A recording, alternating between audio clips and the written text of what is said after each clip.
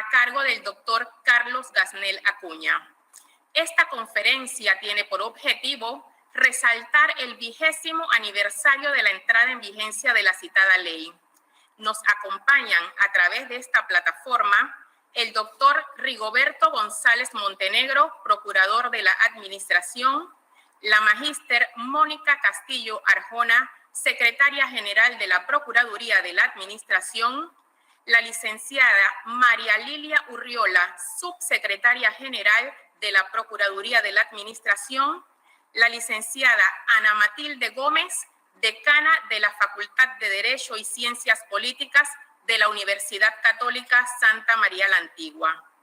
Queremos saludar de manera muy especial a la doctora Alma Montenegro de Fleischer, ex procuradora de la Administración, así como a nuestro respetado auditorio virtual. Para dar inicio formal con nuestro programa, corresponde escuchar las palabras de bienvenida del doctor Rigoberto González Montenegro, procurador de la Administración. Adelante, doctor. Comenzaba diciendo que si ven que me mantengo con la mascarilla y la voy a estar usando durante el evento, es porque en el lugar donde me encuentro estoy asistido por un apoyo técnico de un funcionario de la Procuraduría, Mario, y por las reglas mínimas del protocolo que exigen para estas situaciones, pues nos obliga a mantenernos con la mascarilla. Pero bueno, ya todo el mundo sabe quién les está hablando, el procurador de la Administración. Y voy a comenzar con una reflexión bien breve para ubicarnos en el contexto. Y la titulo o comienzo con tiempos de pandemia. Y es bueno e importante que lo digamos y recalquemos tiempos de pandemia, porque estamos viviendo, la humanidad está viviendo unas circunstancias de reto, unos retos que exigen tomar conciencia de lo que se está afrontando, de lo que se está viviendo, pero de los cambios que son necesarios introducir. Y a partir de ahí, esa reflexión me lleva a lo siguiente. La humanidad, en un tiempo relativamente reciente, hemos vivido situaciones similares. No podemos pasar por alto lo que ocurrió hace unos años atrás en Haití, que todavía sigue viviendo problemas bien difíciles de carácter social, cuando se dio el tema del cólera. Pero en aquel momento de pronto fuimos indiferentes porque eso no nos afectaba directamente a nosotros. Posteriormente, y todavía se vive en varios países de África, el problema del virus del ébola. Pero como África nos suena distante y las vidas que están allá no son tan cercanas, tampoco le prestamos importancia, pero están viviendo una situación difícil con respecto a lo que implica el virus del ébola. Y ahora lo estamos sufriendo todos. Y para ahí cito las palabras del gran escritor nicaragüense Sergio Ramírez, cuando nos dice que el coronavirus es una superproducción colosal. Estamos viviendo la película inmersos dentro de la película. Somos actores y ahora sí nos damos cuenta y tomamos conciencia que somos una sola familia en este mundo que tiene que afrontar el problema del coronavirus. Y eso es importante que lo tomemos en cuenta. Por lo que decía, tiempos de pandemia, tiempos de reto. Y ese impacto que ha implicado este tiempo de pandemia al mundo jurídico, al mundo del derecho, se puede enfocar desde tres perspectivas. La primera de ellas es la posición del formalismo jurídico. Basta con ver la posición que se ha adoptado, por ejemplo, aquí en Panamá de ciertos juristas, lo digo con respeto, desde una óptica muy formalista, ¿sí? Y como las normas tal y como están, es probable que no nos den respuesta para afrontar el problema, nos quedamos con un formalismo que si la situación, si la realidad no se ajusta a la norma, no se puede tomar ninguna medida al respecto. Un formalismo bien frío y a veces es incomprensible cómo abordar el tema. Pero esa es una posición, podemos ir al extremo. Y el extremo es la posición del decisionismo jurídico. Es decir, es el momento de tomar decisiones y no me importa lo que diga la norma jurídica. Y voy a tomar esas decisiones aunque me lleve de frente y no respete un mínimo de derechos humanos, de derechos fundamentales. Esas son dos posiciones como se puede adoptar el problema que estamos afrontando. Pero hay una tercera posición, que obviamente es la perspectiva de los derechos humanos, la perspectiva del respeto a la dignidad de la persona. No se trata de que no se tomen medidas, hay que tomar medidas. No se trata de que no haya un bien a preservar, que es la vida, pero dentro de unos equilibrios que nos permitan, desde el mundo del derecho, y las medidas que se vayan a adoptar, que son necesarias adoptar, que son urgentes adoptar, sean en función no de un discurso de vamos a preservar la vida, sino preservar la dignidad de los seres humanos. Y esa es una óptica de los derechos humanos que tenemos que tener presente en los momentos en que vivimos. Una reflexión para terminar con respecto a esto. Desde el punto de vista de las instituciones, de lo que está viviendo el Estado panameño y la gran mayoría de los otros estados, imaginemos nada más por un momento que todo estuviera privatizado. Imaginémonos nada más por un momento. Y el servicio de la salud pública no la prestara el Estado, sino entes privados. Imaginémonos con las cifras que tenemos, cómo hubiese sido esa realidad. Aquí todo el mundo sabe que si usted quiere una respuesta quizás mucho más rápida y tiene 100 balboas, 50, 60, 70, según el lugar donde la vaya a hacer, usted la paga y le dan el resultado. Imagínense que todos los panameños tuviéramos que pagar para que nos hicieran la prueba del COVID. Imaginémonos también que aquellas personas que resultan afectadas con un cierto grado de gravedad tuvieran que utilizar el sector privado. Si no tienes dinero, las cifras hubiesen aumentado. Y esto no lo traigo para una lucha contra la iniciativa privada, sino para que reflexionemos la importancia, el valor que tienen las instituciones en un sistema democrático. No se trata de disminuirlas, sino fortalecerlas. Y para fortalecerlas tenemos que tener concepciones jurídicas acorde al mundo que estamos viviendo.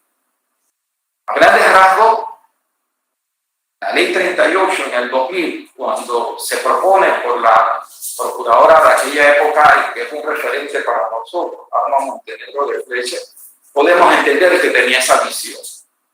Y la visión era que había que afrontar el reto de la administración del Estado frente a los derechos de los ciudadanos. Y se busca darle un mínimo de unos principios, de una coherencia y de una visión a través de esta ley, que obviamente representó un gran avance para el momento, definitivamente, y que muchos de sus principios y sus instituciones siguen manteniendo, porque hace falta desarrollarlo aún más. Pero como toda ley, queda sujeta al tiempo y a los cambios necesarios. Nada más menciono uno, por ejemplo, en el artículo 35, todavía se mantiene una concepción donde dice el orden jerárquico que hay que tener presente a la hora de tomar disposiciones, constitución política, las leyes, decretos como el orden de ley y los reglamentos. Hoy día a esa concepción hay que incluirle la concepción de los derechos humanos. Y por lo tanto, a la hora de tomar una decisión, también hay que tener presente, por ejemplo, en nuestro entorno, la Convención Americana de Derechos Humanos. De forma que algunos de los posibles cambios y ajustes que hay que hacer en la ley, hay que hacerle ese ajuste, porque además va acorde con la realidad que estamos viviendo actualmente.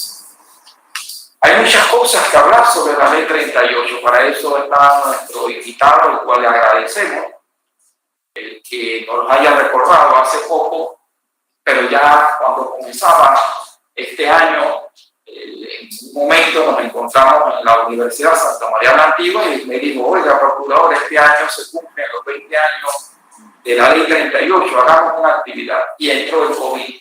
Pero volvemos a retomarlo y aquí estamos.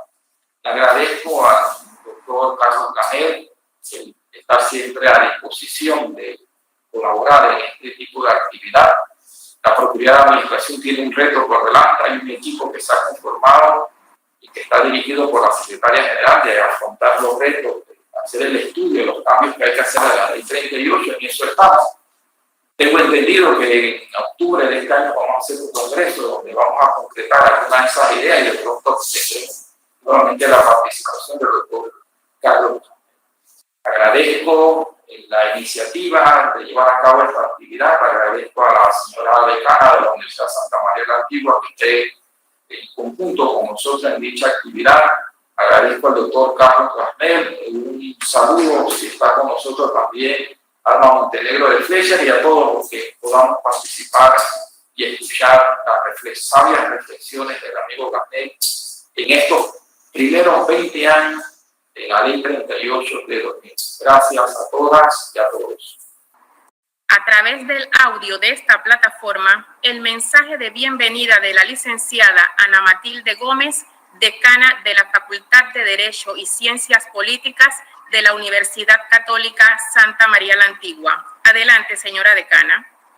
Muchas gracias, Jenny. Muy buenos días, espero que me escuchen. Lamento no poder estar en video, pero mis dispositivos electrónicos parecen no ser compatibles con el Big Blue Bottom, que es el servidor que está utilizando la Procuraduría. Y esta es parte de la realidad que, como bien decía el señor procurador, la virtualidad en medio de esta pandemia nos trae. Son parte, la posibilidad de estar todos juntos, algunas incompatibilidades técnicas. Dicho esto, un saludo muy respetuoso y muy cordial al señor procurador de la Administración, a la licenciada Mónica Castillo, secretaria general y procuradora suplente, al orador de fondo, que es nuestro profesor, el doctor Carlos Gasnel, y a todos los funcionarios públicos, los de la Procuraduría, la Administración y todos los otros que estén conectados y que nos acompañan, así como los colegas y estudiantes administrativos que estén aquí en esta conferencia. Para la Universidad Católica Santa María la Antigua, reviste particular relevancia el hecho de que hagamos alianzas académicas, estratégicas, de cara a la formación de nuestra comunidad universitaria y de la comunidad en general. El tema que particularmente se va a tocar hoy y que celebro que no se deje pasar como cualquier cosa, el tema de la Ley 38 del año 2000, el tema del procedimiento administrativo, es de fundamental importancia en un sistema democrático porque es el camino para la concreción de todas las metas y objetivos del Estado. Y la democracia se fundamenta en eso, en procedimientos, en proceso. Para la administración pública, el derecho es un medio, pero también son los límites a la actuación de sus funcionarios. No es un fin en sí mismo. Para una democracia representativa como la nuestra, que es un sistema público de administración lento y burocrático, el procedimiento administrativo es una herramienta para la aplicación de la ley a los casos concretos, a través de actos individuales. Es por ello que yo celebro que veamos temas como la revocabilidad, el silencio, los recursos gubernativos y todo lo que el doctor Gasnel, con su amplia experiencia, con su formación académica tan sólida, nos va a poder brindar en la mañana de hoy. Reitero que para la Universidad Católica Santa María la Antigua es un honor poder compartir espacio académico con también nuestro profesor, también miembro de nuestra planta docente, el doctor Rigoberto González, a quien agradecemos esta oportunidad para que la universidad se siga proyectando y siga brindando a la sociedad panameña un poquito de espacio de reflexión y también espacios de encuentro para ese gran diálogo que tiene que venir de cara a la pospandemia. Muchas gracias y muy buenos días a todos. Muchas gracias, Magíster Ana Matilde Gómez. Antes de presentar a nuestro conferencista del día de hoy, debo comunicarles que tendrán la oportunidad de realizar sus preguntas a través del chat activo de YouTube, las cuales serán leídas al expositor una vez finalice la conferencia. De esta manera, permítanme presentarles al doctor Carlos Gasnel Acuña, que en la actualidad fue vicepresidente y presidente ejecutivo de la Fundación para el Desarrollo de la Libertad Ciudadana entre los años 2011 y 2017. Obtuvo una maestría y título de doctorado en Derecho con énfasis en problemas actuales del derecho administrativo por la Universidad Complutense de Madrid en 2015. Es autor de obras El acto administrativo y el acceso al contencioso administrativo en Panamá y régimen jurídico de la contratación pública en Panamá, entre otras. Actualmente es socio director de CGA Abogados y Consultores y profesor de Derecho Administrativo en la Universidad Católica Santa María la Antigua y en la Escuela de Gobierno y Políticas Públicas de Eiden University. Los dejo en compañía del doctor Carlos Gasnel Acuña con el desarrollo del tema Comentarios a 20 años de la vigencia de la Ley 38 de 31 de julio de 2000. Doctor Gasnel, el auditorio es suyo. Buenos días, Jenny. Muchas gracias por la presentación, señor procurador, señora decana, las demás autoridades que están conectadas vía remota en este momento. Realmente para mí es un honor poder dirigirme a ustedes en esta mañana para celebrar esos 20 años de esta tan importante ley, ¿no? La Ley 38 de 31 de julio del 2000 y celebrarlo justamente el día de su cumpleaños. No era una oportunidad que no podíamos dejar pasar. En ese momento, como lo señaló el procurador, se lo manifestamos y él tuvo a bien de manera muy proactiva, lo cual siempre lo ha caracterizado, decir, desde luego vamos a hacer esta actividad para beneficio de toda la comunidad de servidores públicos, de los estudiantes, y sabemos que también está abierta al público en general, a todo ciudadano que esté interesado en conocer más sobre la ley de procedimiento administrativo y sus retos, tomando en cuenta que esta es una ley garantista que requiere de abogado para presentar recursos y que todo ciudadano debería,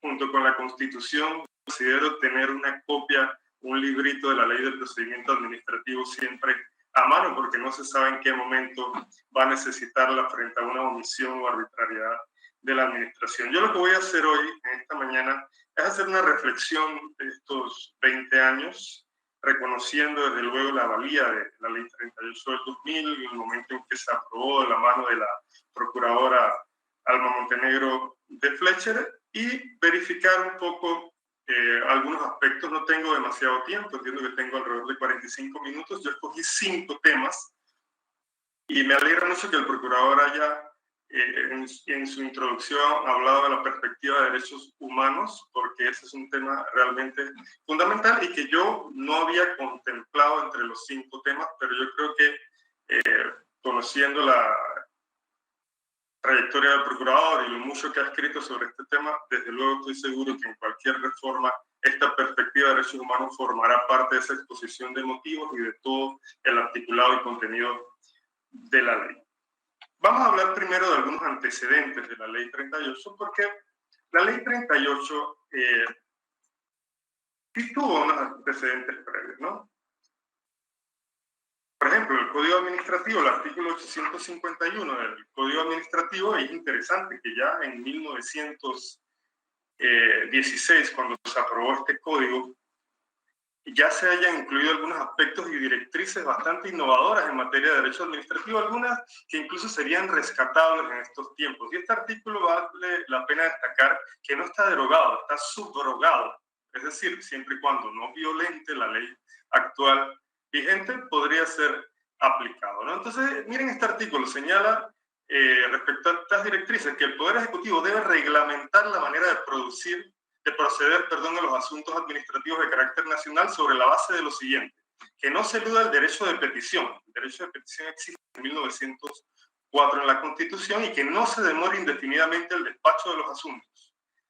Que la naturaleza del caso lo requiera, se haga una averiguación prolija de los hechos para que la decisión no lastime los derechos legítimos de los asociados. Estamos hablando de hace más de 100 años. Esto es una norma bastante avanzada y que toca un poco la fibra de los derechos humanos que todavía no estaban vigentes en muchos países, ¿no? Que se definan bien los casos de impedimento y que se definan claramente los casos de apelación y el procedimiento que debe seguirse en ellos, haciendo que no se vulneren los derechos. Y el artículo 852 también incluía algunos aspectos similares. De manera más reciente, y también como antecedente de esa Ley 38 de 2000, tenemos la Ley 33 de 1984, por la cual se toman medidas sobre actuaciones administrativas y se dictan otras disposiciones. Y si bien esta es una ley que fue aprobada durante una dictadura militar, algunos de estos aspectos fueron tomados en cuenta al momento de redactar la Ley 38. Es decir, la Ley 38 no surgió de la nada, se tomaron en cuenta algunos antecedentes, algunos aspectos de procedimiento que estaban regulados en leyes anteriores, incluida esta ley de 1984. Por ejemplo, el artículo 6, que interesante, dice que si el órgano ejecutivo no pudiese resolver la petición, reclamación, consulta o queja dentro del término señalado, lo deberá poner en conocimiento del interesado, indicándole las razones del retraso e indicándole la fecha en que se resolverá.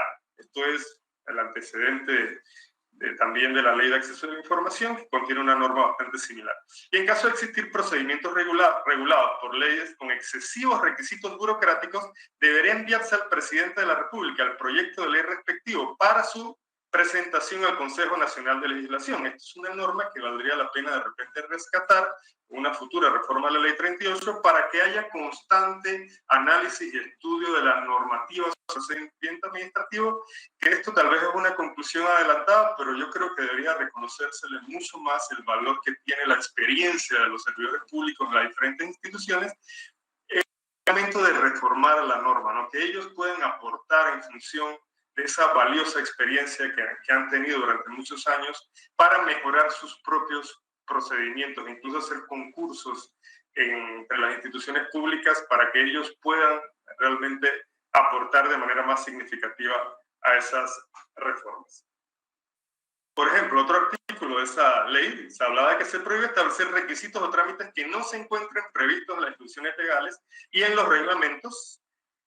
Y también una norma, el artículo 10, que señala que la sustentación de los recursos en cada instancia no deberá exceder de 5 días hábiles, salvo que exista una ley que establezca procedimientos administrativos especiales que se establecerán a ciertos criterios. Otra norma, ya para terminar estos antecedentes, la ley 20 de 30 de diciembre de 1985, que hablaba sobre uniformidad de los procedimientos, el cómputo de días, meses y años en los procedimientos administrativos y el principio de supletoriedad de estas leyes generales, que es la contrapartida del principio de especialidad. Cuando existe una ley especial se aplicará de manera preeminente sobre la ley 38 del 2000, y esas normas, muchas de estas normas de la ley 20 de 1985 fueron trasladadas, tal vez con redacción similar, a la ley 38 del 2000.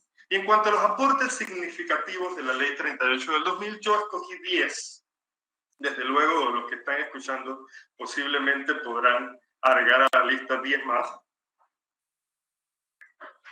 Pero yo traté de condensarlos, ¿no?, en 10 aspectos, ¿no?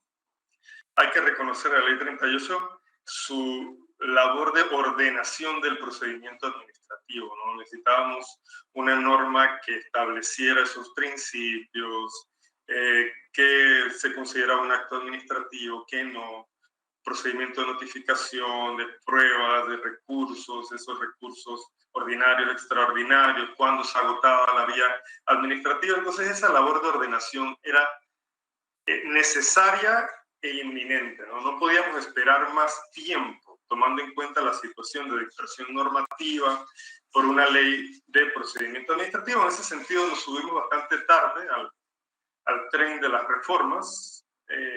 Sin embargo, fue muy oportuno que ocurriera iniciando un nuevo siglo, ¿no? Arrancar el siglo XXI con una nueva ley de procedimiento administrativo. La estructuración del principio de legalidad, ¿no?, que está en la Constitución, era fundamental que se estructurara el principio de legalidad y se interpretara de manera correcta qué se entiende como tal en la expresa mención de principios del procedimiento administrativo. Esto era más que necesario, ¿no?, que se indicara que la ley descansa sobre el principio de uniformidad y sobre todo sobre el principio de informalidad, y justamente ese mensaje le debería llegar a todas las instituciones del Estado al momento de hacer sus reglamentos, al momento de generar sus leyes especiales.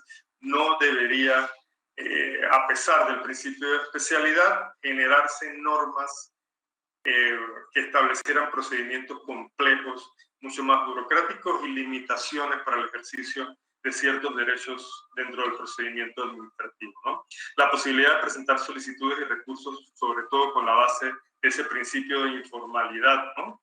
La posibilidad de presentar recursos sin necesidad de otorgar poder a un abogado. Yo creo que eso es fundamental. Tal vez muchos abogados que me están escuchando en la práctica privada no estén muy de acuerdo con que este tipo de normas se mantengan, pero gracias a Dios, a pesar del principio de especialidad y la posibilidad y la tentación que existe de aprobar normativas que exijan la participación a través de un abogado, han sido muy pocas las normas de carácter especial que han establecido este requisito de presentar recursos, por ejemplo, en materia de contratación administrativa, contratación pública a partir de ciertos montos, se presenta acción de reclamo a través de abogados. Los recursos de impugnación ante el Tribunal Administrativo de Contrataciones Públicas sí requieren de la participación de un abogado, pero esto ha sido como una característica de estos tribunales especiales, ¿no? Tal vez por esa connotación de tribunales que tienen en la ley, pero no se ha difundido mucho más allá. Todavía sigue siendo un procedimiento en donde el ciudadano puede participar de manera informal, sin necesidad de presentar sus recursos a través de un abogado. Yo incluso en las clases de Derecho Administrativo indico a los estudiantes que eventualmente, si usted llega a una institución, se le está venciendo un plazo, podría solicitarle a la propia institución que le entregue una hoja de papel y usted a mano presentar un recurso en ese momento, y sobre la base del principio de informalidad, si no hay una legislación especial que establezca el procedimiento en esa institución para presentar un recurso, tendrían que admitírselo, ¿no? Yo creo que eso es un gran avance y representa la visión que se tuvo en ese momento de un procedimiento garantista y realmente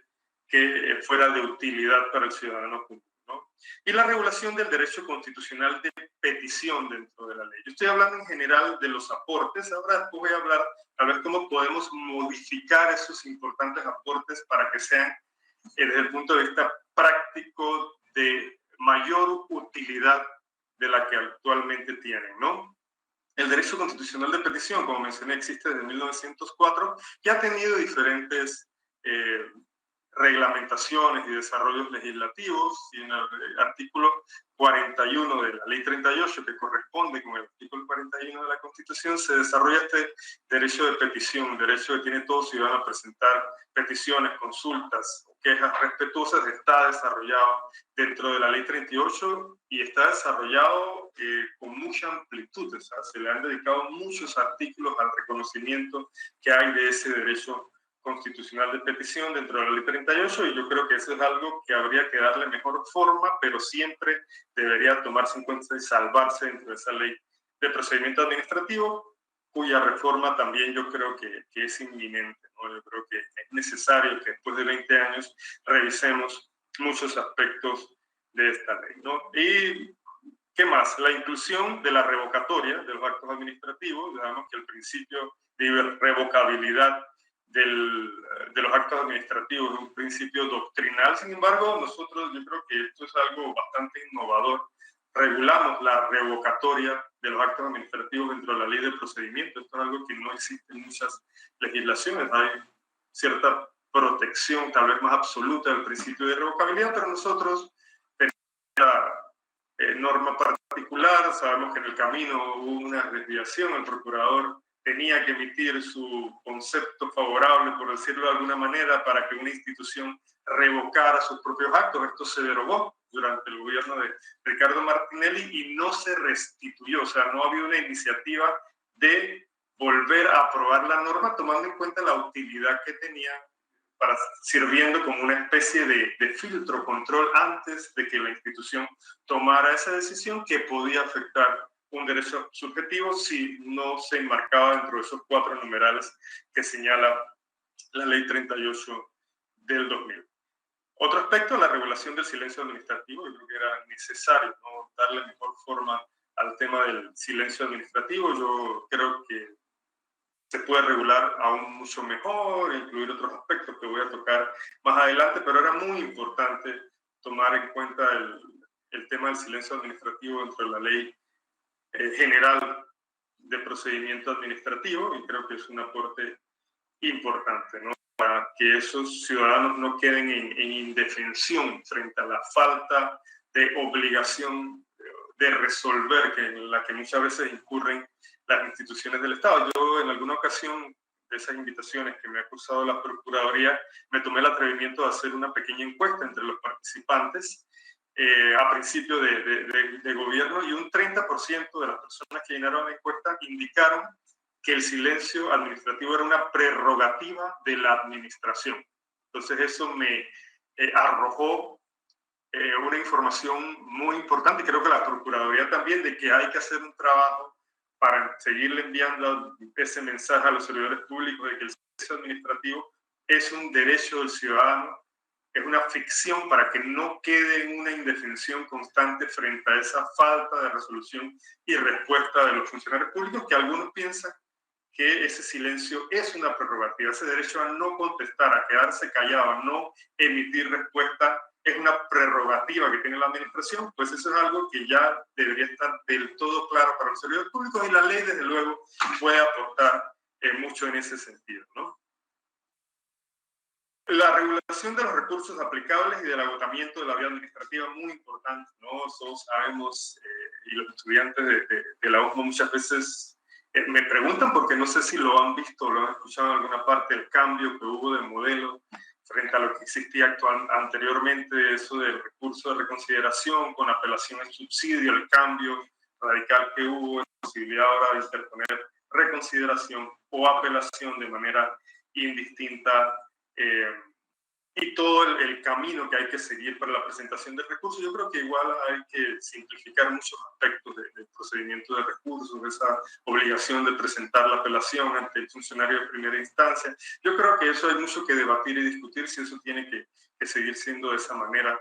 Por ejemplo, y el tema del agotamiento es muy importante, lo que sí se hayan definido claramente todos los supuestos de agotamiento de la vía administrativa. Creo que es fundamental, ¿no? Habrá discusión y debate, yo la he tenido con algunos colegas, sobre si una ley de procedimiento administrativo general debe o no reglamentarse. Yo creo que no es lo habitual en la República de Panamá de que leyes generales de procedimiento se reglamenten, pero yo creo que eso está abierto a debate. Yo siento que no hay ninguna limitación o imposibilidad de que se emita un decreto ejecutivo que reglamente a la vez una ley general de procedimiento. Yo creo que algunos aspectos requerirían ese desarrollo, esa aclaración por las muchas dudas, y creo que tal vez se le facilitaría la vida un poco a la Procuraduría de la Administración frente a esas cientos de consultas que reciben muchas veces sobre la interpretación correcta de algunos aspectos de la Ley 38 de 2000. En cuanto a las limitaciones de la Ley 38, yo enumeré 5, ¿no? Así muy puntuales. Por ejemplo, la existencia de la Ley 135 de 1900, aquí hay un error, es la Ley 135 de 1943, modificada por la Ley 33 de 1946. Ofrezco mis disculpas por el lapsus. Es una limitación para la Ley 38. ¿Por qué? Porque posiblemente en el año 2000 la Ley 38 quiso ir mucho más allá, quiso ser más innovadora, quiso aportar más, pero tenía la camisa de fuerza de la Ley 135 de 1940, que contiene unos conceptos restrictivos que impiden posiblemente que una ley de procedimiento administrativo vaya mucho más allá. Por ejemplo, hay artículos que se repiten en la Ley 38, ese artículo que obliga a demandar un acto administrativo definitivo, un acto de mero trámite que impida la continuación del procedimiento. Si una ley de procedimiento administrativo quisiese incluir otros aspectos demandables, tendríamos una norma muy abierta que permitiría demandar ciertos actos en la vía administrativa, pero cuando usted va a llegar al contencioso, va a tener la limitación de que no va a poder seguir el proceso allá. Entonces, las leyes de procedimiento administrativo y el contencioso tienen que hablar idiomas similares. Entonces, eso es una camisa de fuerza, una limitación que tiene la ley actual y que posiblemente va a tener una nueva ley de procedimiento si no se logra modificar la ley del contencioso de manera paralela, ¿no? A la falta de regulación independiente de los procedimientos que inician de oficio y los que inician a solicitud de parte interesada. Hay una mezcla normativa en esos procedimientos. Y en la mayoría de los países que han avanzado mucho en esos debates, discusiones sobre leyes de procedimiento administrativo, está bifurcado. Los procedimientos que inician de oficio tienen un íter, un camino distinto, recorren un camino distinto del que recorren los procedimientos que inician de oficio, las sanciones, las multas, las suspensiones, por ejemplo. La excesiva judicialización del procedimiento administrativo. Aquí la ley tiene una mezcla de garantías, de informalidad, pero también mucha compatibilidad con el Código Judicial. Entonces yo creo que ahí tal vez habría que estudiar la manera de simplificar el procedimiento para que realmente la norma sea mucho más atractiva para el mismo, tampoco de excluir formalidades mínimas que debe tener todo acto administrativo, ¿no? La falta de simplicidad del procedimiento administrativo en algunos casos es una ley para la cual no se requiere de un abogado, pero muchas veces si un ciudadano común lee la ley de procedimiento, le va a costar un poco entenderla. Yo creo que debería estar mucho más redactada como para un niño de primaria, disculpen el símil, pero yo creo que las leyes de procedimiento, si van destinadas al ciudadano común, indistintamente de su grado de escolaridad, deben estar redactadas de la manera más simple y menos compleja posible. Y hay confusiones conceptuales y contradicciones que estoy seguro que ahí habrá un gran debate jurídico en donde todos deberíamos tener el derecho a participar para que la ley tenga los conceptos más claros posibles, ¿no? Ahora, vistas estas limitaciones, yo voy a mencionar 5 aspectos que yo creo que valdría la pena revisar para efecto de una reforma y una recomendación general. El primero, el debate sobre la supletoriedad de la Ley 38 del 2000. Yo estuve revisando, porque estoy escribiendo un documento que esperaba tener publicado pronto, pero con la pandemia uno a veces tiene menos tiempo que antes, ¿no? Entonces, el tema de la supletoriedad, si uno revisa la cantidad de consultas que ha absuelto la Procuraduría de la Administración sobre este tema y las constantes dudas que tienen las instituciones públicas sobre cuándo se aplica la Ley 38, cuándo hay un vacío o no, yo creo que valdría la pena revisar esta norma, el artículo 37, y desarrollarlo tal vez de manera más exhaustiva. Por ejemplo, ¿qué quiere decir por esto que indica aquí? Si tales leyes especiales contienen lagunas sobre aspectos básicos o trámites importantes contemplados en la ley, tales vacíos serán llenados con la Ley 38. ¿Qué es un aspecto básico como tal? Eso queda muy abierto a la interpretación y a la discrecionalidad de los funcionarios. Al final, cada institución termina decidiendo qué es un aspecto básico o no, cuándo se aplica la Ley 38 de manera supletoria o no, y cuándo están frente a un trámite importante que requiere llenar el vacío. Yo creo que el concepto de vacío debería tal vez estar mejor desarrollado en la ley. ¿Qué se contempla un vacío? ¿Qué es un trámite importante? Yo creo que estos conceptos jurídicos un poco indeterminados requieren de una revisión y una reforma en una futura reglamentación o desarrollo que vaya a tener una ley de procedimiento administrativo, ¿no?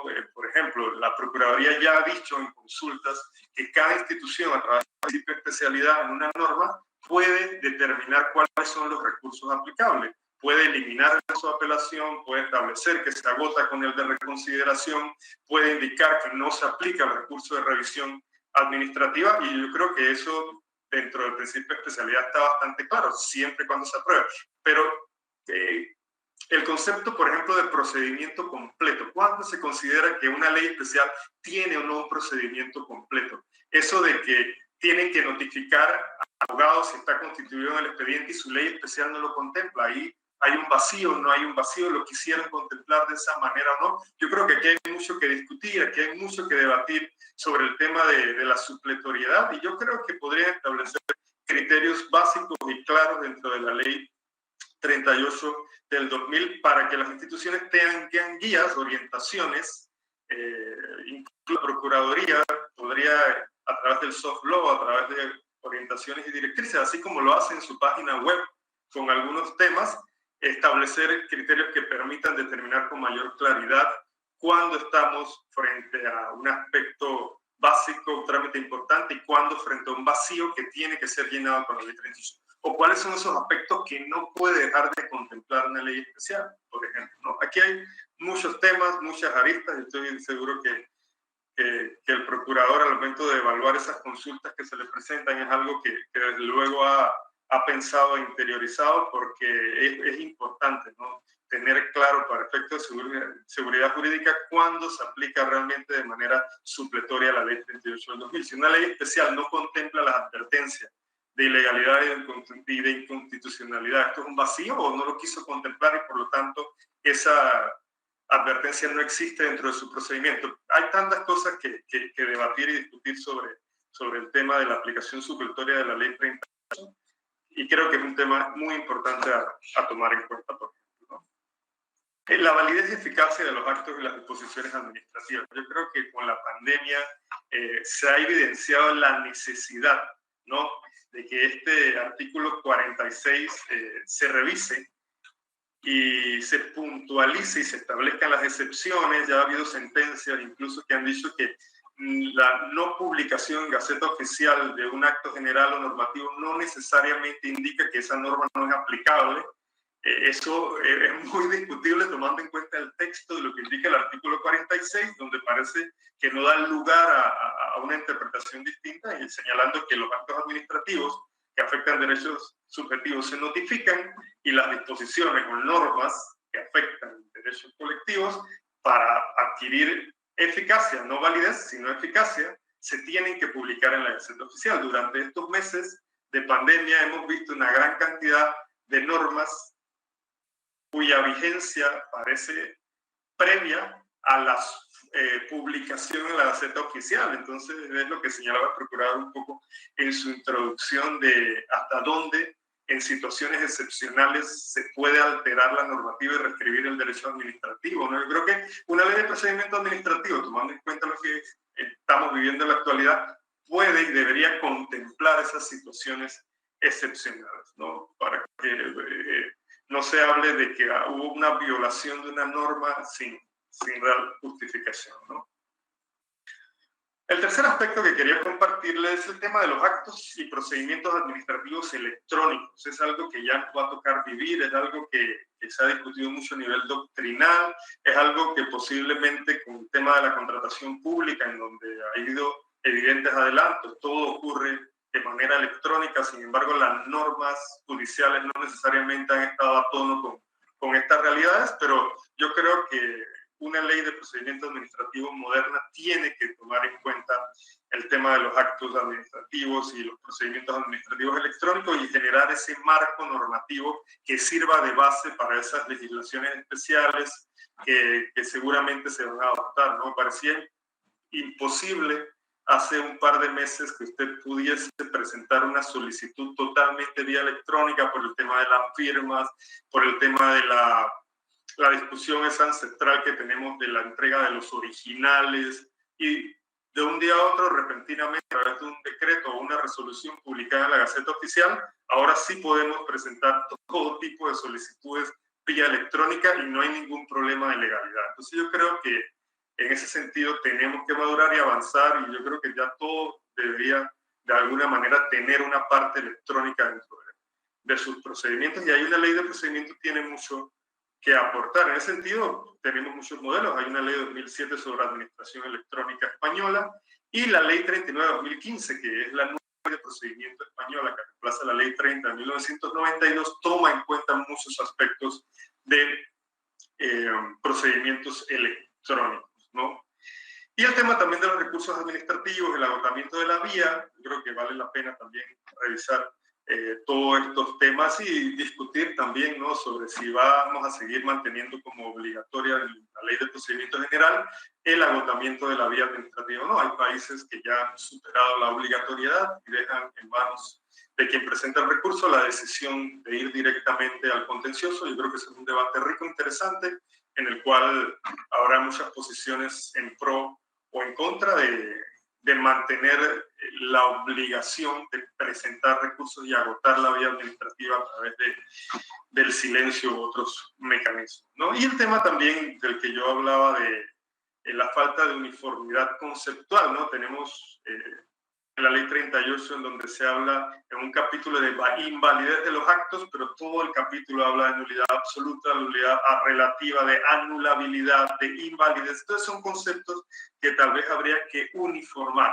por razones de seguridad jurídica y manejar una unidad conceptual relacionada con las nulidades, ¿no? Yo creo que en eso sí falta desarrollo y reglamentación. No es tan fácil, no es un tema bien entendido, es un tema complejo que no tiene por qué entender el ciudadano común, pero siempre es posible encontrar reacciones y uniformar los textos para que sean lo más entendibles posible, y las consecuencias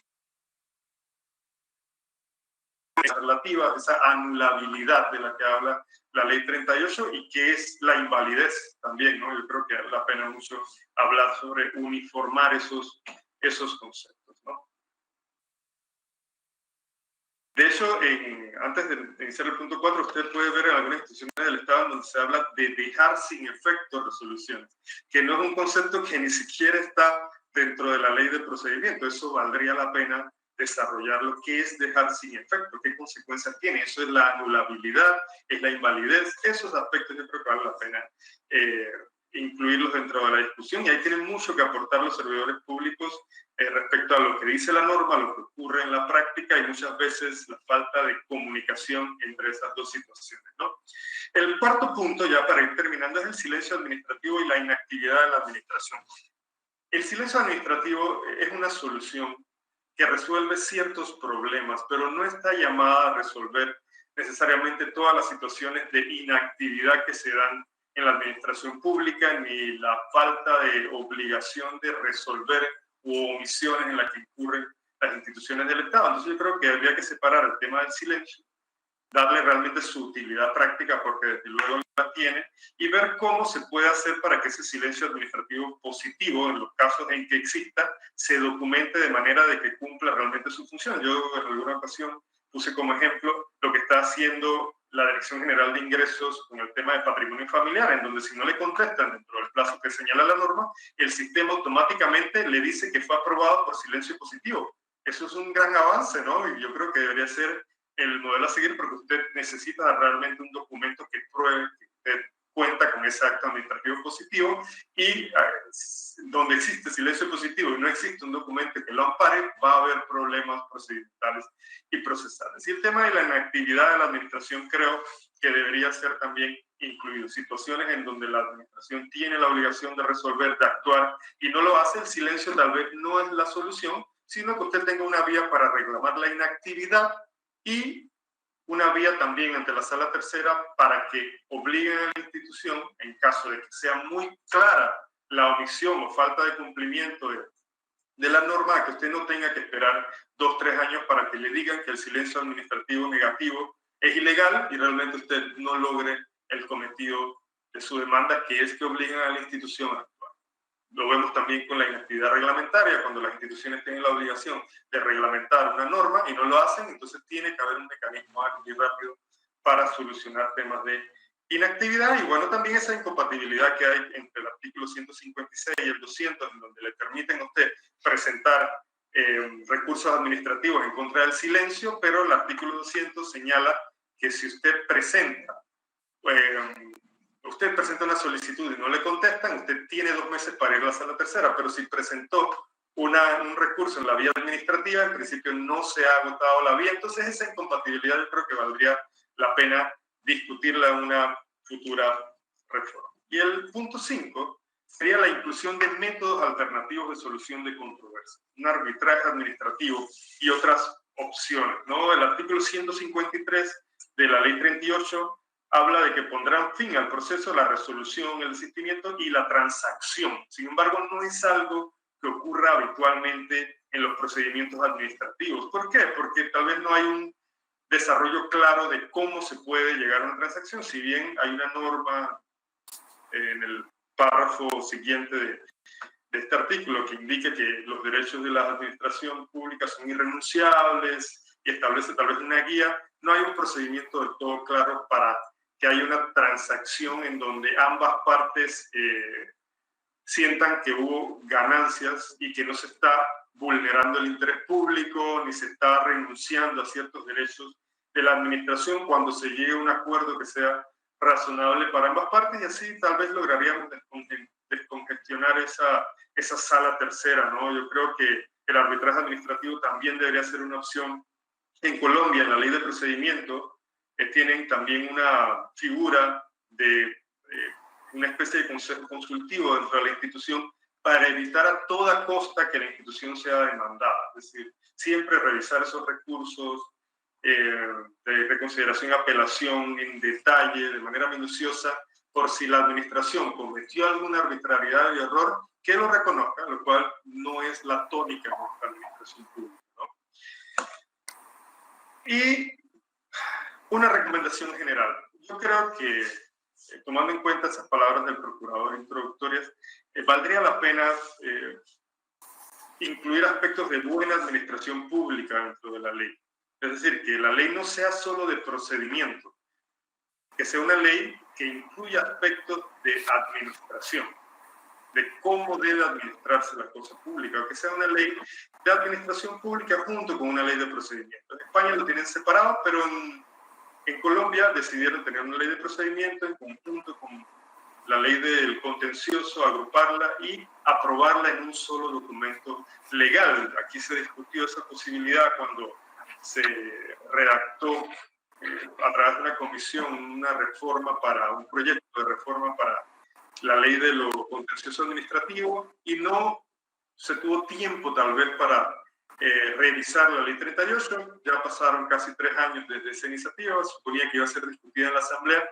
Al no haber ocurrido esto, yo creo que existe nuevamente la oportunidad de debatir si debemos aprobar leyes separadas o todavía estamos a tiempo de incluir una ley de procedimiento administrativo dentro de esa norma que va a regular acceso y todos los aspectos del contencioso administrativo, para que esas normas hablen siempre el mismo lenguaje e incluir un capítulo sobre buena administración pública que contenga las guías, los principios, los parámetros, incluso para aprobar un decreto ejecutivo, para emitir esos actos administrativos. Y creo que eso ayudaría a que tengamos una normativa mucho más coherente, ¿no?, en materia de derecho administrativo.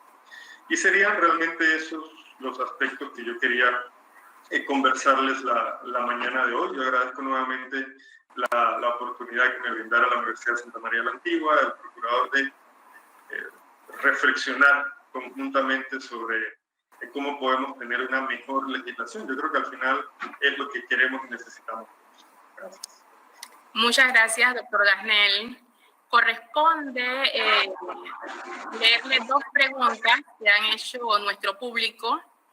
Y la primera señala que en caso de concretarse una modificación a la Ley 38 de 2000, ¿qué opinión le merece la eliminación de los recursos extraordinarios de hecho y de revisión administrativa? Esa es una buena pregunta. Yo creo que es un aporte de la ley el hecho de que existan estos recursos extraordinarios, ¿no?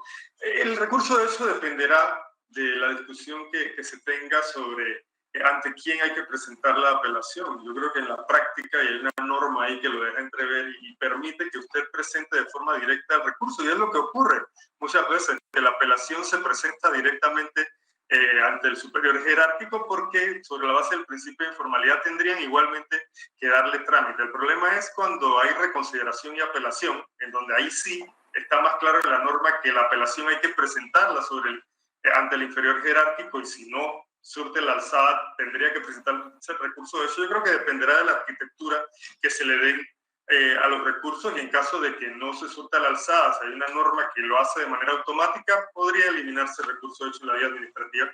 Y en cuanto al recurso extraordinario, yo creo que tal vez habría que simplificarlo. Tiene un desarrollo legislativo mucho más extenso que los recursos ordinarios, ¿no?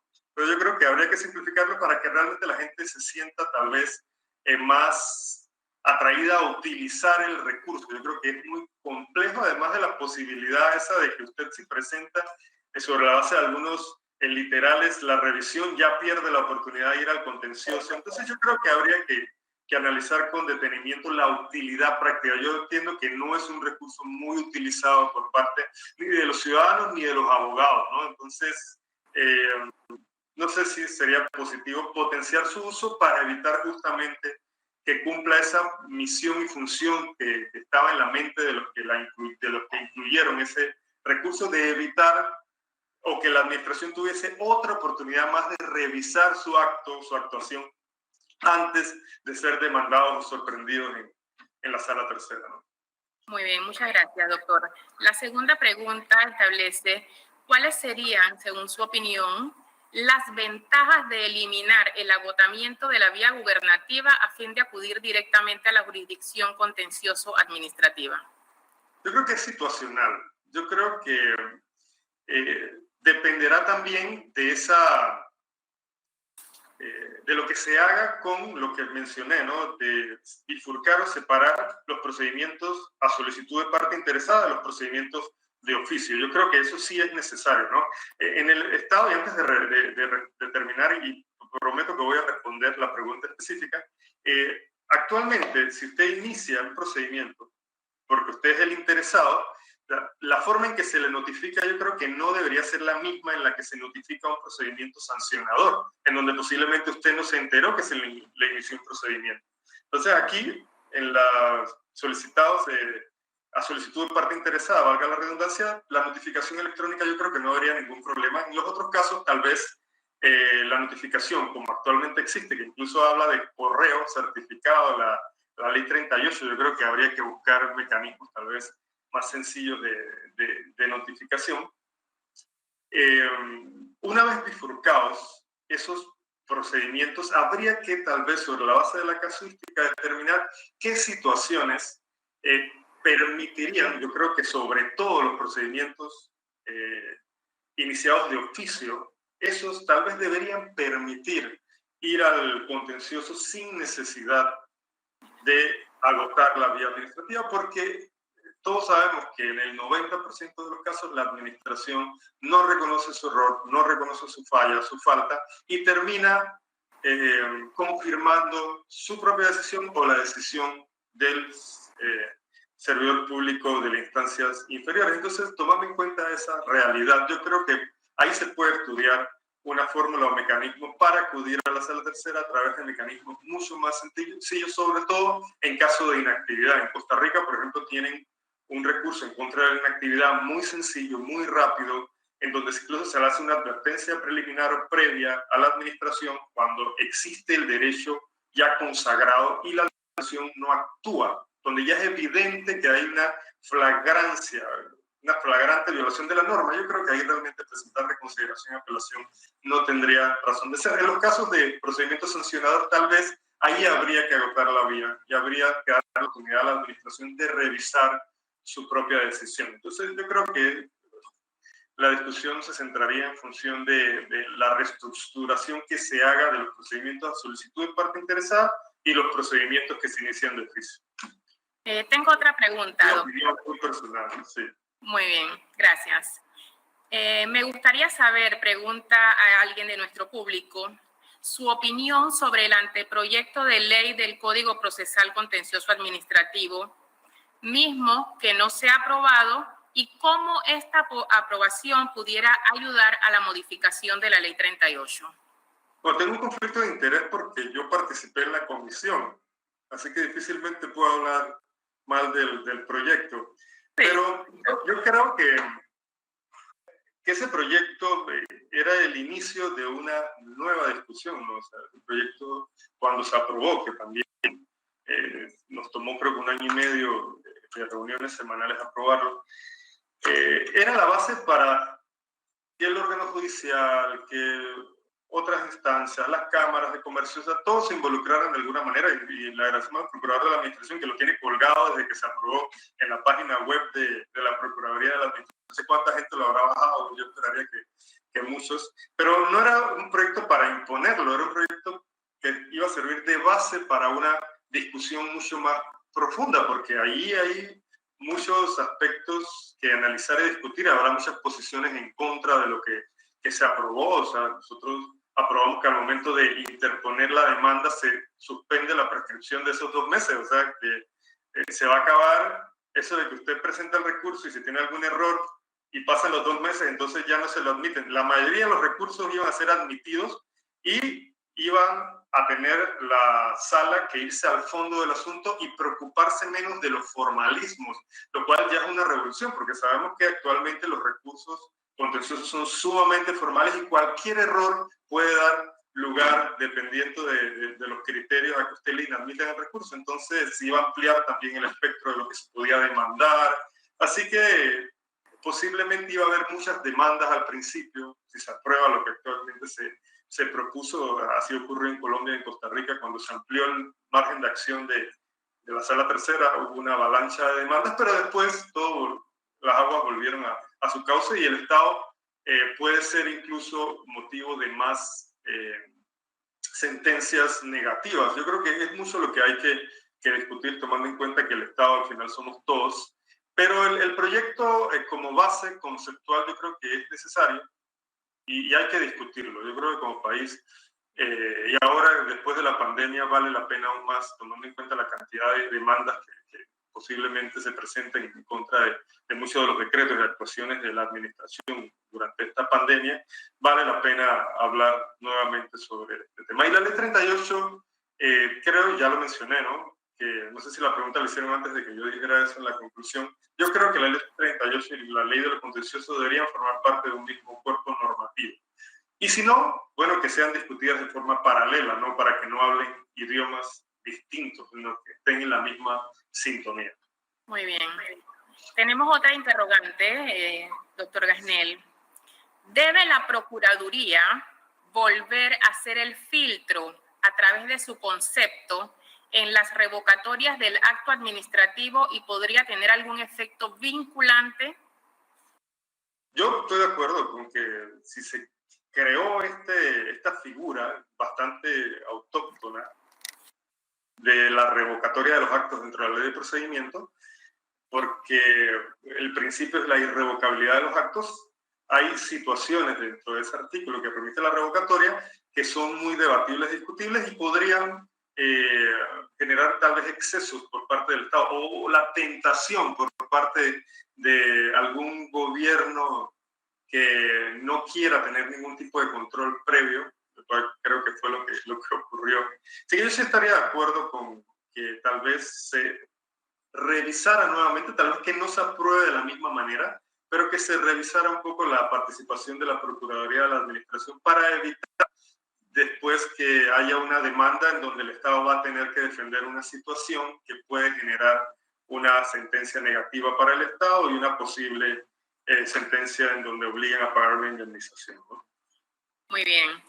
Doctor Gasnel, queremos agradecerle nuevamente la participación que ha tenido en la mañana de hoy y de esta manera damos por concluida la conferencia en conmemoración a los 20 años de vigencia de la Ley 38 del 31 de julio de 2000. Tengan todos creo que el procurador quiere decir algo. Procurador, adelante, adelante.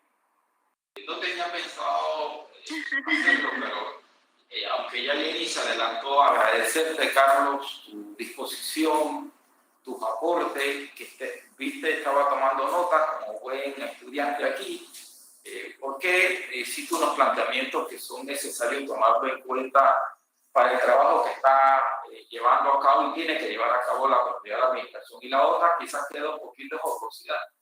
El tema de esta pandemia que nos obliga a este tipo de actividad quizás le ha quitado un poquito el calor de los aplausos. Voy a pedir que para la próxima, aunque sean virtuales, cuando termina la persona, pues, se escuche el fondo de los aplausos, que creo que siempre sí es importante y necesario sentir ese calor humano, agradecer y ser recíproco cuando hay personas como tú que se preparan, hacen los estudios y nos hacen un aporte. Muy agradecido de nuestra parte y dejo a Jenny para que sea la que oficialmente termine la actividad. Muchas gracias, señor procurador. No, y ojalá esta sea la primera y el inicio de otras discusiones en donde puedan participar personas con otras visiones, otras perspectivas y tener de repente una actividad en donde podamos escuchar diferentes tendencias y opiniones, ¿no? Así será. Muy bien. Bueno, muy bien, sin más, le damos gracias nuevamente al doctor Carlos Gasnel y a nuestro público virtual por confiar en las actividades académicas que desarrolla la Procuraduría de la Administración. Tengan todos un excelente día.